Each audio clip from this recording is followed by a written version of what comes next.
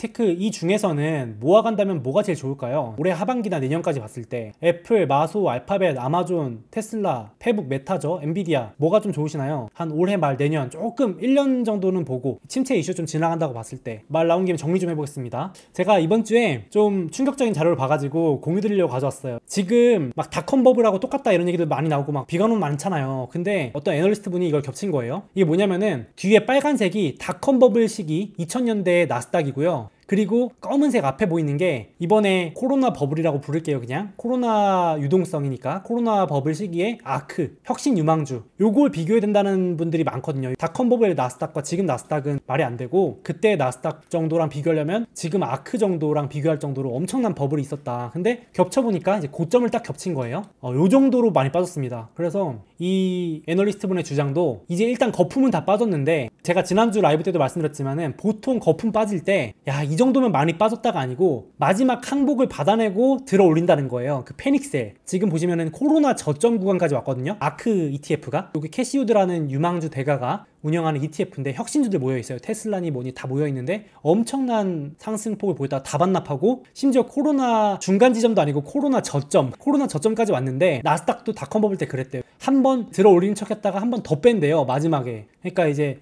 이 정도면 바닥이다 그래서 대규모 투자자들이 유입되는데 그 마지막 투자자들조차도 긍정론자조차도 다 쓸어버리면서 마지막에 패닉셀을 만드는 게 나스닥 예전에 닷컴 버블 때였대요. 그러고 나서 이제 개미들 항복 다 받아내고 물량 다 뺏어가지고 우상향 이제 그때부터 우상향인 거죠. 참 증시가 무섭죠. 이런 거 보면은. 근데 이번에도 그럴 것인지는 모르겠지만 흐름상 되게 유사하게 간다. 역사는 반복된다 이런 얘기를 이렇게 또 해서 가져왔습니다. 근데 이걸 보더라도 여기 뒤에 보시면 전형적인 버블 차트와 아크 ETF를 또 누가 겹쳐놓은 거 가져왔어요. 이게 뭐 지나고 나서 우리가 이렇게 겹치니까 그럴싸해 보이는 것도 있는데 어쨌든 현 시점은 만약에 이게 맞다고 치면은 딱 요 차트에서도 이 중간까지는 왔어요. 근데 항상 마지막 절망 버블이 꺼질 때는 항상 여기 더 뺀대요. 일부러 더 폭락을 만든대요. 참 무섭죠 이게. 그러니까 이제 여기서 이제 이제 주식은 끝났다라는 걸 만들고 그러고 정상화 시킨대요. 참 그러니까 지금이 비싼 게 아니고 싸졌는데 더 싸게 한번 폭락시키고 다시 들어올린다는 게 기관들이 그러는 걸까요? 우리를 그냥 아주 혼쭐을 내가지고 쫓아내고 이제 여기 날려버리는 국면이라고 써 있습니다. 어떻게 마지막 패닉셀 만들고 우상향하는지. 지금은 요 얘기가 훨씬 더 우세해요. 싼데 알아, 싼 거 아는데 나스닥이고 뭐고 다 싼데 더 뺀 다음에 우상향할 거야. 증시가 호락호락하지 않아라는 입장이 되게 많습니다. 제가 차트로도 한번 봤는데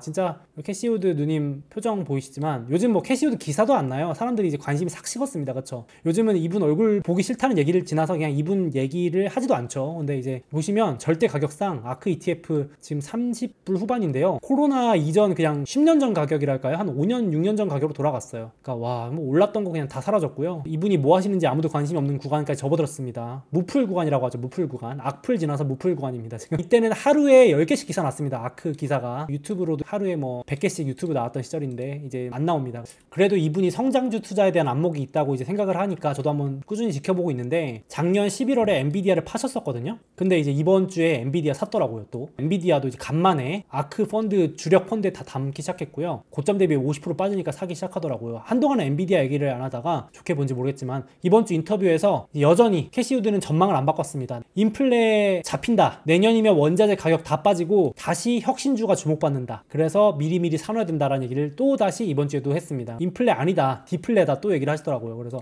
되게 강력하시다. 이 정도 되면은 약간 물러설 만도 한데 역시 혁신 유망주들의 대장답게 선봉장답게 그렇습니다. 유망주만 그런 게 아니고 지금 대형 우량주들도 너무너무 싸지고 있다. 지금 닷컴 버블 때 터졌던 레벨까지도 내려오고 있다. 거의 다 왔다. S&P 500조차도 얼마 안 남았다. 이제 마지막 요 구간 정도에서 왔다 갔다 할 것 같다라는 얘기들이 자료 나와 있고 그래서 이제 말 나온 김에 최근엔 외부 이슈만 많다 보니까 종목 얘기를 안 했었는데요. 말 나온 김에 한번 최근 이슈들 점검 좀 해보겠습니다. 분할 매수 하면 뭐가 좋을까? 또 많이 빠지면 또 기회로 삼을 수 있으니까 지금 사자 이거보다는 한번 보면 좋겠는데요. 순서대로 볼게요. 일단 애플 한 고점에서 20% 빠졌다가 살짝 반등하고 있는데 역시 뭐 애플도 2021년 하반기까지 돌아갔습니다. 지금 사시면은 6개월, 1년 정도 절약 세이브 하시는 건데 애플은 사실 많이 안 빠졌습니다. 방어 진짜 잘하는 것 같아요. 지금 뭐 우려가 껴있는데 탈중국, 중국 더는 못 참겠다. 인내심 바닥난 애플 초강수.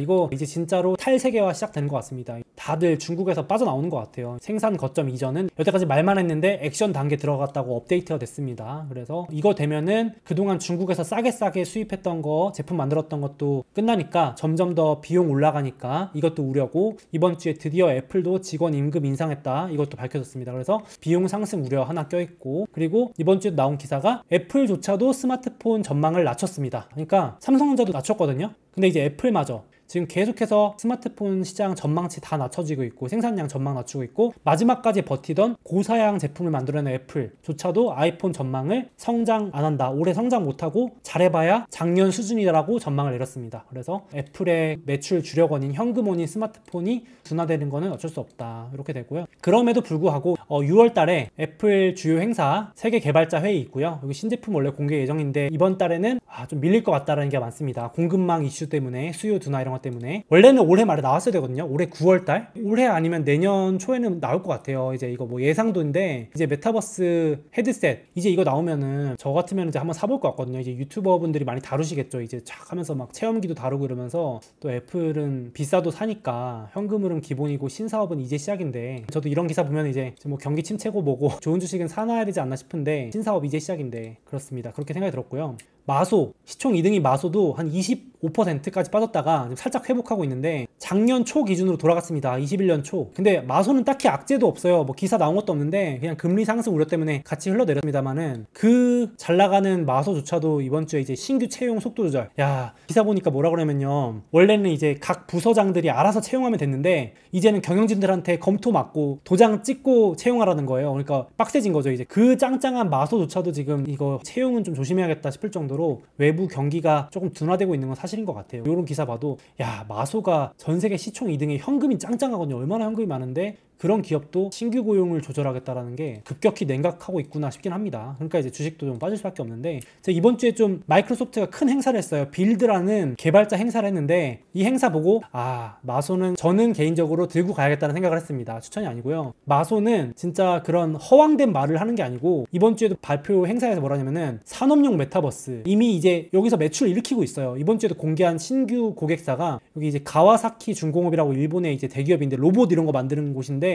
여기 보시면 이미 마이크로소프트가 만든 홀로렌즈, 산업용 홀로렌즈 기기 끼고 여기 손 안 대고 이렇게 여기 모니터에 대고 다 로봇 생산 조립을 다 할 수 있는 걸 이미 적용하고 있다고 밝힌 거예요. 그러니까 마소는 자기들은 산업용에 이미 집중하고 있다, 적용되고 있다라고 강조를 했고 그래서 여기 3종 세트, 혼합 세트를 다시 발표했습니다. 홀로렌즈, 하드웨어랑 여기서 나오는 데이터 보관하는 클라우드 그리고 이걸 할 수 있는 플랫폼 메시 요 3종을 조합해서 기업들한테 솔루션으로 팔겠다. 이미 하고 있다. 그래서 고객사들이 계속 늘어나고 있다라고 계속 밝히고 있어요. 그래서 저는 잘하고 있구나 생각이 들었고요. 생산성에 진심인 마소, 기업들의 생산성을 뒤에서 도와주는 이번에 인건비 이렇게 올라가고 하면은 얼마나 이런 수요가 늘어날까 다시 한번 좀 생각을 했고요. 그래서 마소 CEO도 슬쩍 메타를 견제했어요. 메타. 경쟁사 페이스북이 메타버스 쪽에 투자를 하고 있으니까 메타랑은 우린 다르다. 페이스북은 지금 개인들한테 타겟을 집중하고 있는데 산업용, 방금 보여드린 기업을 대상으로 하는 메타버스 시장 확장이 훨씬 빠르다. 이미 하고 있잖아요. 그러니까 메타는 할 거다라고 계획을 발표하고 있고 마소는 이미 하고 있습니다. 그러니까 이제 저는 계획만 보여주는 것보다는 이미 하고 있는 게 더 좋아가지고 현실적인 얘기를 하는 기업이 좋으니까 생산성을 보여주고 있으니까 좋습니다. 좋아가지고 마음에 들었고요.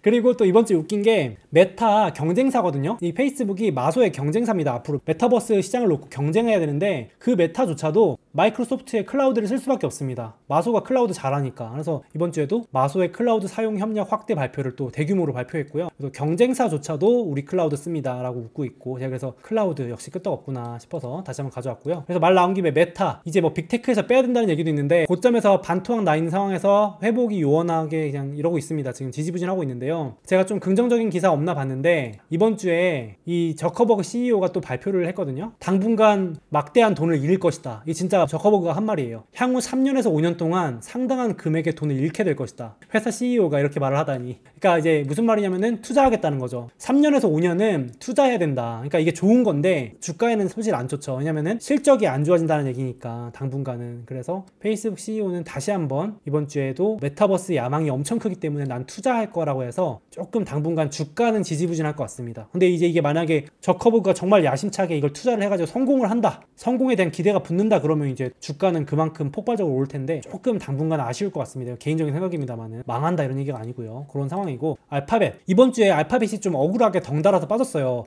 스냅이라는 회사 아시나요? 소셜미디어 우리나라에서는 잘 안 쓰시는데 미국의 10대들이 많이 쓰는 스냅이라고 스냅챗 갑자기 CEO가 나와가지고 전 깜짝 놀랐어요. 실적 발표 날도 아닌데 와가지고 회사 전망을 수정했죠. 우리 우크라이나 전쟁 때문에 광고 급감할 것 같다. 경기 안 좋다 그러니까는 당연히 덩달아서 광고 회사인 알파벳 페북도 덩달아 떨어졌었는데 물론 이제 다시 반등을 하고 있지만 경기가 둔화되면은 광고비를 줄일 것이다. 지금 구독자분들께서도 제 유튜브 보시면 광고 붙거든요. 그거 봐주셔야 이제 유튜브도 돈 벌고 저랑도 쉐어되고 하는 건데 결국은 이제 월스트리트저널에서도 기업들 경기 둔화 오면은 가장 먼저 줄이는 게 광고비다. 이건 맞는 말 같아요. 회사 다니시는 분들도 많고 경영진도 계실 텐데 그렇지 않아요. 지금 마케팅비랑 광고비 줄이죠. 지금 회사가 침체가 오게 생겼는데 광고회사 뭐하냐 이러니까 광고회사잖아요. 매출의 대부분이 광고니까 그래서 우려가 껴있는데 저는 이거 보면서 오히려 좀 알파벳에 관심이 더 갔던 게 물론 전 유튜버로서 유튜브가 망한다는 생각도 안 하고 있지만 끄떡없다라는 생각을 전 유튜버로서 사실 개인적으로 하고 있는데 너무 대단하게 대응을 잘하고 있는데 진짜 이거는 덩달아 빠졌지만 이번에 만약에 위기가 와도 위기 이후에 이렇게 사람은 1등주잖아요. 지금 알파벳은 1등주니까 오히려 위험한 건 2, 3, 4등주겠지 1등주들은 오히려 경기 침체 끝나고 나면은 아니 위기가 다 지나고 났다고 하면은 광고가 더 많이 들어오고 더 그동안 대응 잘해가지고 주가도 많이 오르고 커지지 않을까. 그래서 오히려 1등주한테는 기회가 아닐까 싶은데 실제로 구글 CEO도 이번 주 인터뷰에서 말했어요. 대놓고 빅테크 우리 구글한테 경기 침체 영향이 있다. 우리라고 끄떡없는 거 아니다. 경기 후퇴 영향이 기술 부문에도 미친다. 경기에 순환이 있고 테크 산업도 마찬가지다. 빅테크라고 용가리 통뼈 아니다. 빅테크 끄떡없다고 하는 거 오해다. 물론 경기 영향이 있을 수 있다 했어요. 그래서 자기도 걱정된다고 말은 했는데 역시 2분기 다음 분기 실적이 많이 안 좋을 거라는 예상들이 있으니까 좀 보고 살펴보고 투자를 하긴 해야 될 것 같아요. 그래서 단기적으로는 그렇고 저는 장기적으로는 진짜 끄떡없어 보이고 그렇습니다. 1등주는 역시 또 기회 아닐까 싶은데 그렇습니다. 그리고 이제 아마존 잠깐 얘기하면은 아마존 현존하는 악재는 다 때려 맞았는데 좋아질 기미가 안 보이고 있습니다. 그래서 아마존이 빅테크 중에 메타랑 페이스북이랑 같이 거의 제일 많이 빠진 주식이잖아요. 야 2020년 초로 돌아갔고요. 엔데믹 와서 전자상거래 둔화로 한 방 맞고 경기 둔화 경기 침체 우려로 한 방 맞고 인플레 우려로 한 방 맞고 지금 그냥 현존하는 악재가 뭐냐 그러면 아마존을 보시면 된다라고 대답해도 될 정도로 지금 난리인데 오죽하면은 제가 이번 주에 좀 인상 깊었던 기사가 저는 아마존이 엄청나게 데이터를 잘 관리하는 기업인 줄 알았는데 의외로 약간 이거 보면 좀 의아했던 게 그동안 팬데믹 특수효과 누리면서 장사 잘 될 줄 알고 코로나 때 창고 및 직원 수 포함 운영 규모를 2배나 확대했대요. 잘 될 줄 알고. 근데 이제 갑자기 엔데믹 오고 경기 둔화 오니까 매출은 별로 안 늘기 시작하고 비용은 폭증하면서 아마존이 뭐라 그러냐면 이제 그동안 이거 해놨던 임대 창고 비용이니까 월세 나가잖아요. 그러니까 재임대, 전대라 그러죠. 다시 빌려주는 거죠. 자기가 임대한 창고를 재임대하는 그 정도 상황까지 지금 왔습니다. 그래서 비용 절감한다고 지금 재임대 추진하는데 물론 뭐 이제 워낙 규모가 크니까 그런데 야 이걸 예측을 못했구나. 이 아마존 정도 되는 데이터로 분석하는 기업일 줄 알았는데 좀 그렇습니다. 그래서 지금 난리 났어요. 아마존 주주들이 화가 나가지고 연봉 깎아라. 지금 CEO 연봉 많다 이런 난리 났거든요. 그래가지고 CEO가 이번 주에 당황해가지고 지금 표정 굳어가지고 빨리 수익성 회복하는 데 집중하겠다. 안 그래도 아마존이 전기차 리비안 회사 이런 거 투자해가지고 지금 막 어닝 쇼크나고 이러고 있잖아요. 그러니까 빨리 비용 절감해가지고 수익성 정상화하겠다. 지금 그걸 1순위로 삼겠다 하고 있는데 당분간 쉽지 않다라는 판단이죠. 그래서 조금 단기로 그럴 수 있을 것 같습니다. 물론 개인차가 있겠지만 뉴스 나온 것들만 정리드리면 그렇고요. 또 그리고 빅테크 중에 엔비디아 좋아하는 주식 중에 하나인데 반도체 주식들 다 같이 빠진 거 아시죠? 그래서 게이밍, 암호화폐 또 엔비디아 대표적인 반도체 수요가 암호화폐 채굴용도 있었는데 요즘 암호화폐 거래 급감하면서 그 이슈도 있고 또 공급망도 난리여서 같이 빠진 게 있으면 반토막 났는데요. 그래도 아직도 21년 초 가격입니다. 많이 빠지긴 했는데 많이 오른 것도 있긴 해요. 사실 그렇죠. 엔비디아. 그래서 뭐 저는 이제 이번 주에도 실적 발표 나는 걸 한번 봤는데요. 리포트도 쭉 읽어봤는데 개인적으로는 진짜 내가 너무 걱정을 과도하게 했구나 싶을 정도로 끄떡이 없구나 싶었어요. 오히려. 그래서 이제 외부 이슈는 걱정해야 될 게 맞는데 기업 자체는 진짜 걱정하실 필요가 없다고 느낀 게 제가 뭐 안심시켜 드리려는 내용이 아닙니다. 팩트 위주로 말씀을 드리려고 노력을 하는데 이번에도 그냥 하고 있는 것들이 너무 다 잘 돼요. 데이터 센터 너무너무 잘 되고 앞서 보셨죠? 지금 앞으로 메타버스 시대가 열리면은 클라우드 수요는 뭐 폭증할 수밖에 없습니다. 지금 마이크로소프트, 아마존, 알파벳 데이터 센터 뭐 어마어마하게 지어야 되고요. 거기에 이제 엔비디아도 선두로 같이 있고요. 고객사고 게임 요게 조금 약하다고 하지만 이제 하반기 되면 다시 회복한다고 하고 있고 지금 신사업으로 준비하고 있는 AI, 자율주행 이쪽도 이제 고객사들 막 늘어나고 있는 거 보면서 끄떡없다. 그냥 주가가 비쌌었던 것만 제외하면 끄떡없다 싶었는데 이번 주에도 다시 한번 역시 5년 동안 자율주행 말고도 지금 저희가 누리는 어떤 분야든 다 자동화가 침투될 거래요. 이게 무서운 얘기일 수도 있는데 엔비디아 주주분들 입장에서는 시장이 엄청나게 늘어난다는 거니까 긍정적으로 보셔도 될 발언인 것 같습니다. 그래서 모든 게 다 자동화 될 거라고 말하고 있으니까요. 저도 이제 인건비나 비용 올라가는 거 보면서 기업 CEO분들이 비용 절감하려면 결국 다 자동화 하지 않을까. 다 로봇 도입하고 그러잖아요. 저도 요즘 보면은 지방에도 제가 내려가서 식당 가보면 진짜 로봇 직원이 일하더라고요. 깜짝 놀랐습니다. 진짜 직원분들이 사라지고 로봇이 저한테 서빙하더라고요. 깜짝 놀랐어요. 한 지방 구석에 있는 식당이었는데 그래서 제가 그러고 이제 엔비디아 주가를 다시 한번 확인했는데 그래서 그 짱짱한 지금 엔비디아조차도 또 신규 고용 중단한다. 와, 이거 지금 외부 경기가 좋지는 않나 봐요, 진짜. 원래 연준이 가장 중요하게 보는 마지막 지표가 고용률, 실업률인데 아직 실업률이 막 올라간다 이런 얘기까지는 너무 이르지만 빅테크부터 이번 주에 엔비디아도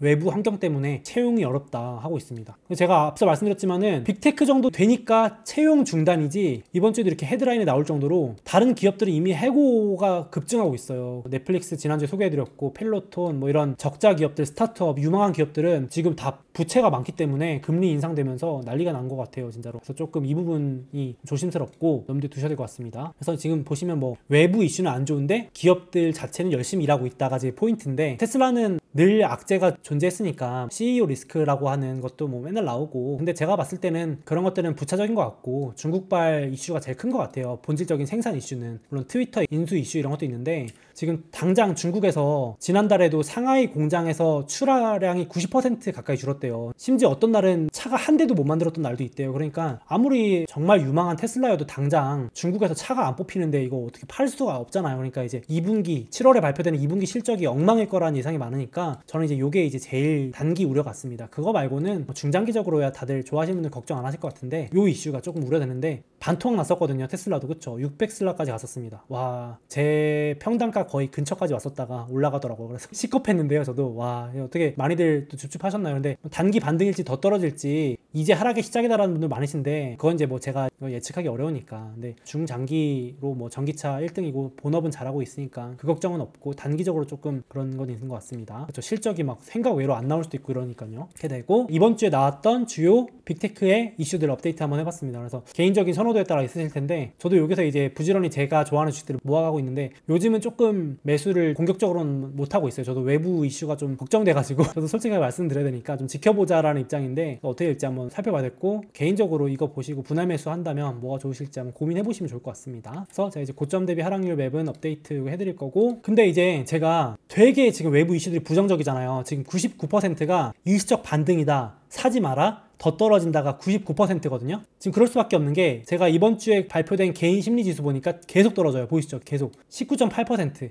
증시가 6개월 뒤 오를 거라고 생각하는 사람이 단 20%도 안 됩니다. 절반 이상 더 떨어진다가 대다수입니다. 통계적으로. 이런 상황인데 제가 하나 그래도 긍정적인 얘기를 하나 더 가져온 게 뭐냐면요. 요 기사가 좀 인상 깊어서 가져왔어요. 지금 헤지펀드에서도 고객들이 대규모 환매를 준비 중이래요. 돈 뺄 준비를 한대요. 다 팔아달라고 하는 거죠. 이런 상황이니까 너무 부정적이니까. 저는 이게 어떻게 보면 되게 긍정적인 신호라고 해석을 했던 이유가 제가 이걸 예전에 유튜브에서 한번 소개했던 적이 있는데 여러분 투자의 대가 피터 린치 아시나요? 피터 린치? 피터 린치가 운영했던 전설적인 펀드가 이 마젤란 펀드인데 피터 린치가 1977년부터 1990년까지 13년 동안 펀드를 운영하고 전설적인 기록을 남기고 은퇴를 하죠. 그리고 이제 나중에 책을 써서 이런 걸 또 이제 밝혀지고 한 건데 13년 동안 연평균 수익률이 29%. 여기 보시면 파란색 피터 린치 펀드가 2700%, 다우지수가 한 220% 오를 동안 어마어마한 경이로운 수익률이고 여기 보시면 여기 있습니다. 마젤란 펀드. 이 자료가 이제 제가 여러 번 검토는 했는데 맞을지 모르겠어요. 마이너스가 거의 없었습니다. 그쵸? 경이로운 수익률을 내고 은퇴를 하셨는데 책도 너무 재밌고 말씀 하나하나도 너무 좋은데 이 펀드에 투자한 사람 대부분이 손해를 봤다는 얘기 들어보셨죠? 그래서 제가 이건 소개한 적도 있었는데 그 얘기가 다시 생각이 나서 가져왔습니다. 아니 이렇게 연평균 수익률이 17.5%고 시장보다 못한 적이 거의 없는 이 펀드에 투자했는데 어떻게 손해를 보나?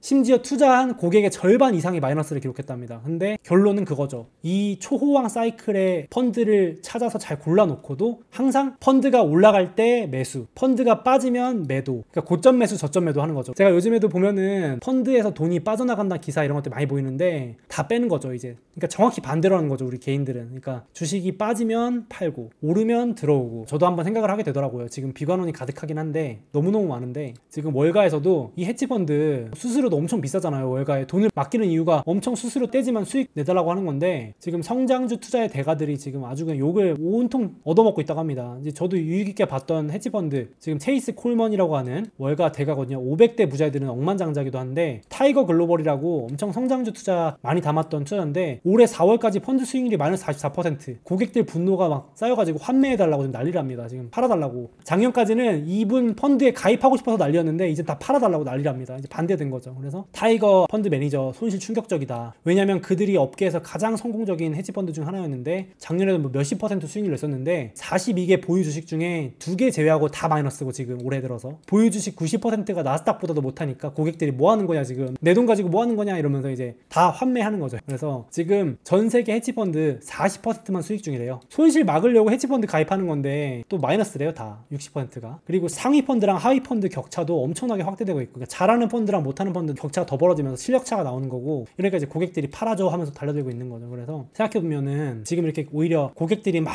팔아달라고 하면서 이게 이어지면서 지금 헤지펀드 몇 개도 문 닫고 있거든요. 드디어 이제 펀드들이 문 닫기 시작했어요, 펀드 회사들이. 그래서 아직은 초입일 수 있는데 만약에 막 이런 소식들이 계속 나온다, 막 월가에 누가 이렇게 문 닫았다 이런 얘기 나오면은 전형적인 앞서 보여드렸던 피터 린치 사례처럼 펀드에서 돈 빼는 저점, 그런 신호들이 아닐까. 그래서 좀 반대로 생각해보면 나쁘지 않는 신호지 않을까 생각했습니다. 제가 그래서 헤지펀드 문 닫는다, 대규모 고객 환매가 나온다 그러면 또 알려드릴게요. 제가 업데이트 해드릴게요. 그래서 제가 또 최근에 너무 부정적인 얘기 위주로 했는데 또 긍정적인 생각을 저도 한번 해보려고 가져와 봤습니다. 길게 볼 수 있다면은 보면서 너무 또 좋은 주식들이구나, 지금 주가 단기 변동성은 또 하나의 노이즈구나 라는 생각을 한번 해봤습니다. 절대 사자는 얘기가 아닙니다. 지금 사자 이런 타이밍을 맞추자는 얘기는 아니고요. 그렇습니다.